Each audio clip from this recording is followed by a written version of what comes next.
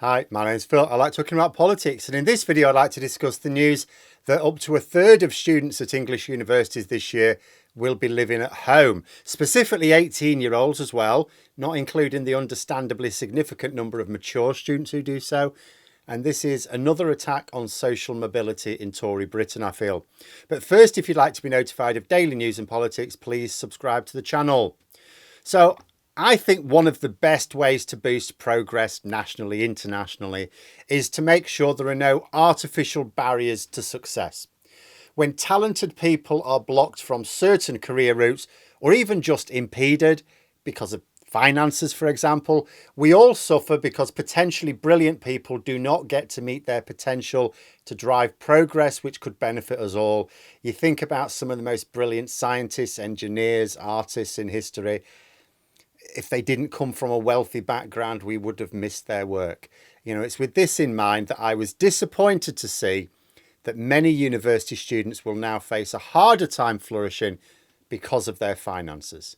Now, I will point out from the start, this report into students choosing to live from home does have some caveats worth bearing in mind. The report suggests that as many as 34% may live from home, but that is a measure of the proportion given it serious consideration. Although I would say that at this point in time, any student who hasn't sorted out a university accommodation by now is going to struggle to rent, anything suitable at the last minute. It's also not just the cost of renting university accommodation, though the implication is that this is the major financial factor. It describes how some students have caring responsibilities at home, another failure of social care policy which disproportionately affects students from poorer backgrounds. And there will always be some students who study at university from home, of course, without the finances being a consideration. Some will just naturally live quite close to the campus of their ideal university.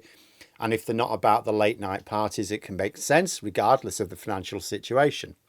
But in this latest report, not only is there a belief that maybe as many as 34% of 18-year-olds specifically may choose to commute from home rather than get student digs, but the majority are doing so because of financial necessity, not because they happen to live nearby.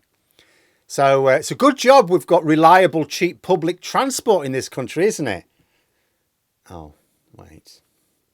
But on a more serious note, consider what this means. It means that for a sizable minority of students, their finances will not stretch to university accommodation along with everything else.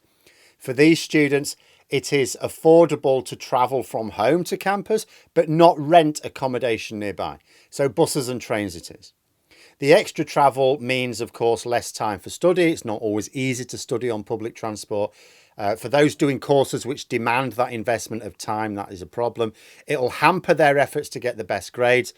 When trains are cancelled, as they often are, they won't make their lectures at all. More education lost if the lectures aren't streamed. Mind you, something like this would surely be a call to action for universities to make sure that some form of remote access is as strong as possible. After all, they were essentially set up for that anyway as a way of managing study when COVID hit. Although I think there is pressure to discourage remote learning like this because they don't want students choosing to access lectures online out of choice. And then you think about whom this impacts. So it's a financial decision, right? It's not that there's suddenly a benefit in not living near campus. It's because it's just too expensive and student loans won't cover it with the cost of living crisis, because that's another sort of payment that has not increased with inflation. So this potential third of students in English universities who are basically school leavers are those from poorer backgrounds. That's the situation. It's another reversal of social mobility. After seeing so much progress made, for people from working class backgrounds to go to university if they wanted to. Now we're seeing obstacles placed in their way. Also means that some students who are living in a university town or city may be choosing to study there rather than better options purely for financial reasons. So able, talented students from poorer backgrounds may be turning down the opportunity to study at the best university for their course in order to make the finances work. So then I think about my own area, where I live. It's like a little historic market town. There's no train station here. There's no train station anywhere near here.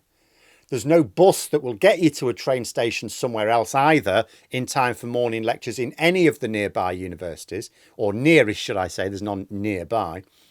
Basically, if you're a young person living here, you either have a car, you'll be moving to campus, or you won't be going to university. Like, remote learning will be your only option, and that's not really suitable for some courses.